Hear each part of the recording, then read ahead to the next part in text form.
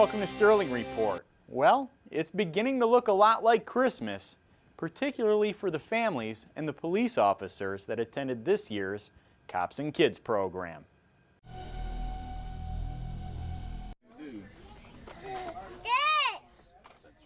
With donations provided by the Sterling Heights FOP Lodge 118 and the police department, Cops and Kids roam the aisles picking out Christmas gifts for themselves and their families. The event not only provides joy to many families, it also creates a positive relationship between police and impressionable young minds, and gives them a positive outlook on police officers that will last a lifetime. Police Chief John Berg was there and was proud to be part of the occasion. This is our 18th annual Cops and Kids program. Every year at this time of year we organize through our Sterling Heights Fraternal Order of Police this event. We are able to contact 50 or more children every year who through different means find out that they are in need of in some way, shape or form. And we provide them with a large amount of money that they can come here and shop for themselves or their families. And have, more importantly for us, is through the police department, we get to have these positive contacts with these children and their families. This is the 18th annual, as I said, and over the 18 years, it's approximate, we have assisted over 1,000 kids, or close to 1,000 kids in this program, and their families. Because of this, these children and these families get to see a much lighter side of the police department and the officers that serve them. So over the years, we have these ambassadors in the community that know that these are good guys and girls that are there to help them and are actually friendly people. Mayor Michael Taylor was also in attendance and was excited to be part of the festivities. So I'm excited to be here for the Cops and Kids program. Excited to be part of a day that shows our police officers in a whole new light to some families and some children in the community. Happy to be part of this because we've got charities that are giving money and our cops are giving back their time to help provide a Christmas for children who might not otherwise have one. And you know, when our cops get out in the community, I think the city of Sterling Heights really sees what a valuable asset they are. Not just when they're protecting people's lives, but when they're giving back their time. So it's a really great day today. A representative from Target also spoke on their behalf on what it means to see how happy it makes these kids and their families. Target loves hosting the Heroes and Helpers events.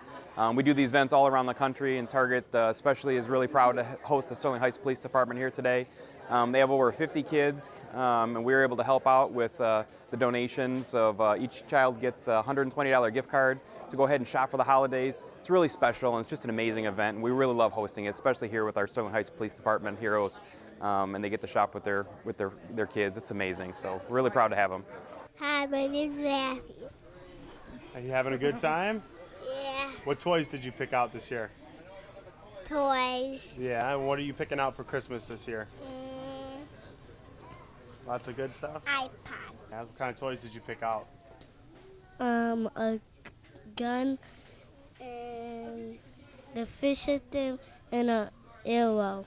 I got pajamas and a water bottle for school and a lot of clothes. I dropped my Hot Pocket. Uh-oh. After the kids had picked everything they wanted, volunteers were standing by to wrap gifts for families to take home. Say Merry Christmas, guys. Merry Christmas. Merry Christmas. Merry Christmas. Merry Christmas. Merry Christmas.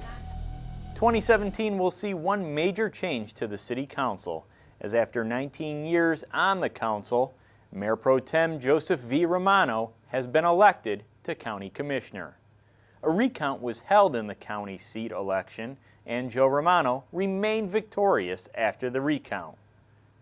Councilwoman Barbara Ziarko will be moving to the Mayor Pro Tem spot after the first of the year. And members of City Council had their chance to say goodbye to Mr. Romano at the December 20th meeting. Prior to the City Council meeting, a small gathering was held in his honor at Penna's.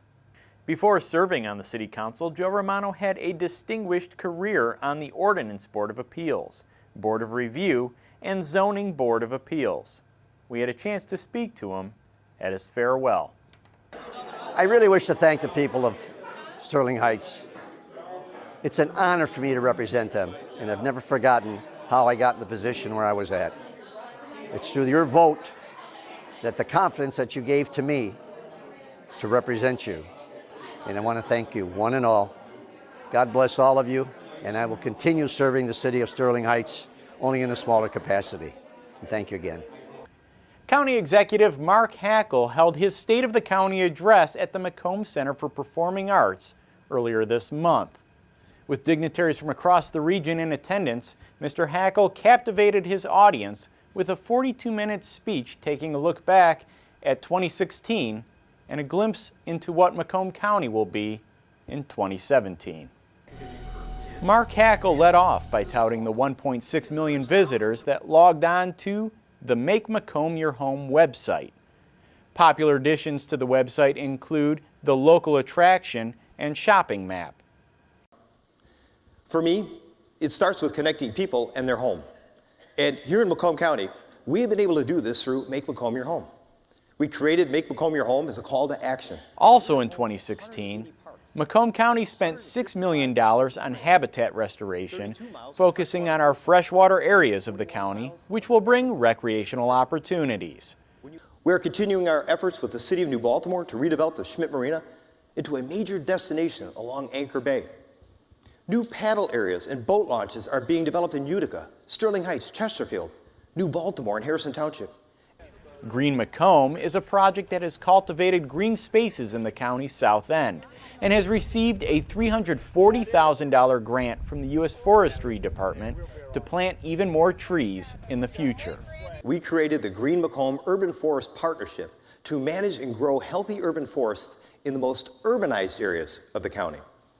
Leveraging tree canopy data from the Southeast Michigan Council of Governments, we recognized that there was a community need to cultivate green spaces south of the Clinton River. For seniors came the news that the Area Agency on Aging presented Macomb County the Blue Ribbon Outcomes Award for having the highest total return on investment, which means that $2.4 million more dollars will be spent on seniors.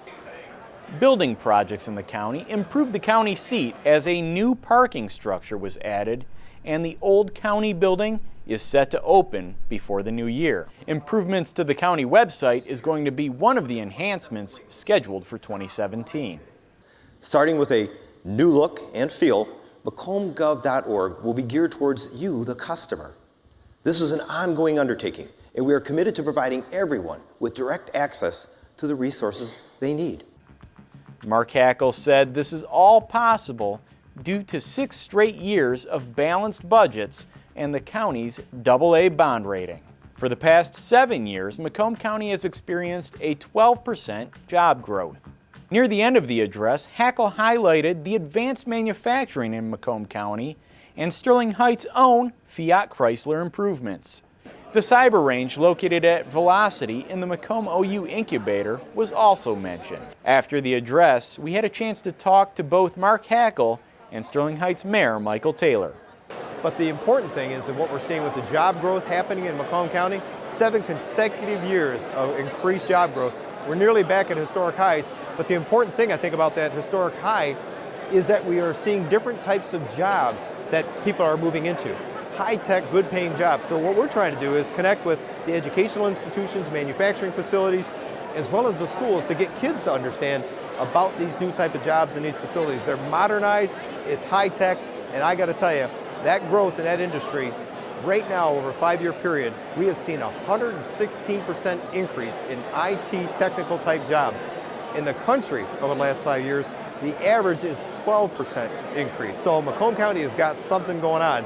And it all starts in that cluster, in that corridor, in the city of Warren, as well as the city of Sterling Heights.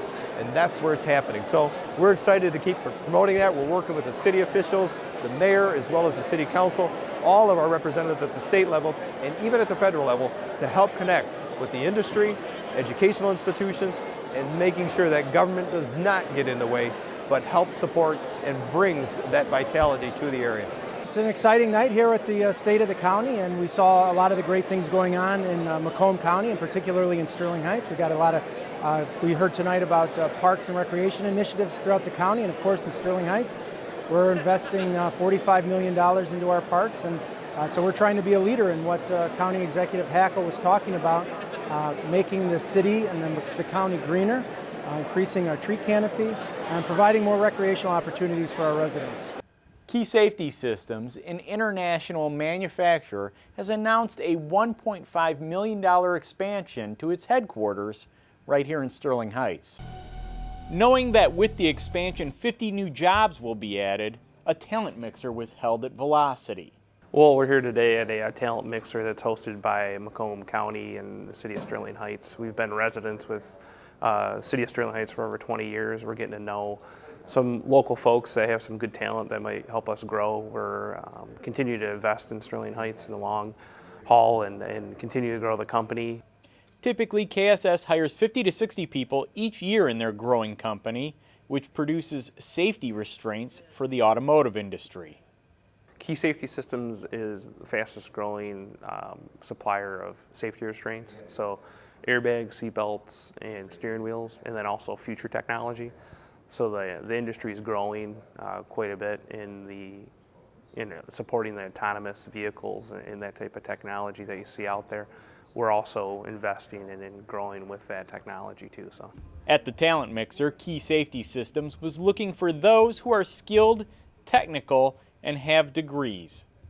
Yeah, so if someone's interested in applying to KSS, they can go on to our website. We have a nice career page where you can go on and get a really good overview of what the company is about and also what positions are open and what locations, and you just apply via that website, submit your resume, and then someone within HR locally will get a hold of you and go from there. So, the talent mixer was put on with a partnership between the county, the city, and KSS.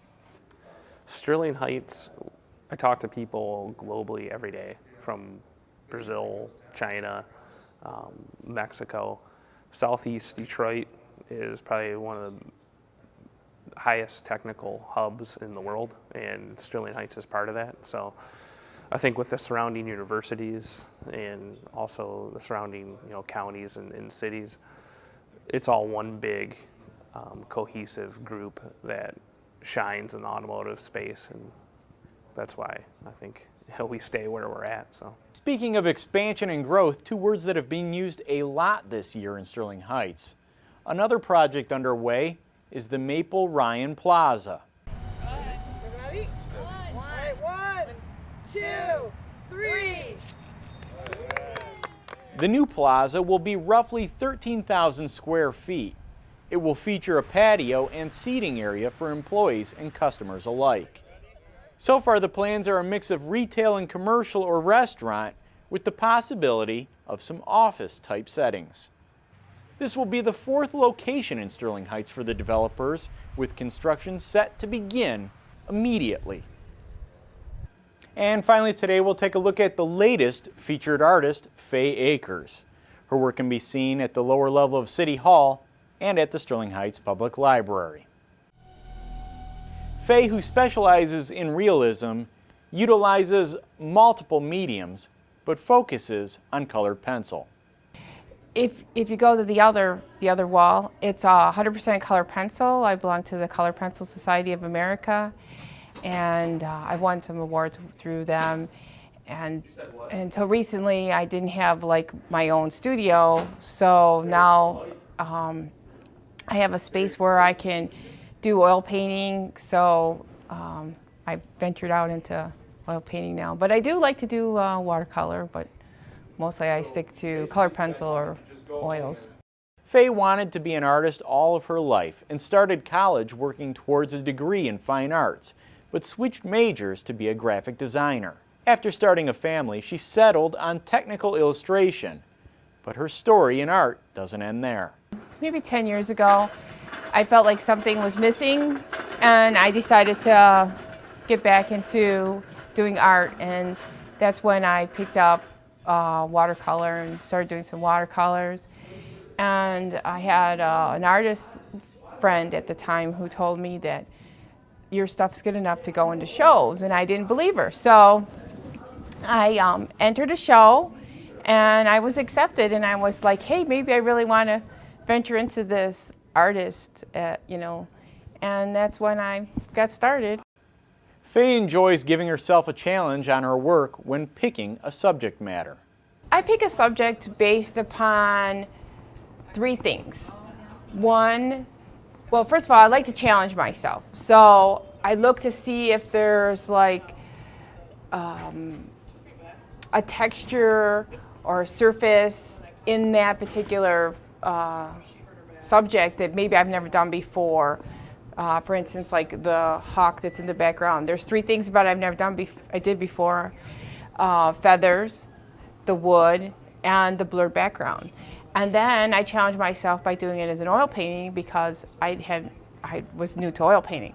So then those three things inspired me to do that. And I just really enjoyed myself while I was doing that. And finally, Faye has this advice for any aspiring artist. If they do art, I would say join some art clubs. You get a lot of inspiration from other people. A lot of times they'll have workshops. Workshops are a good way to learn a way a certain artist does their painting or drawing. And then just challenge yourself and have fun doing it. And if you want to go to school to do it, then try to find which particular, degree you might want to go into and stick to it. And just have fun. And that wraps up this edition of Sterling Report. Till next time, take care.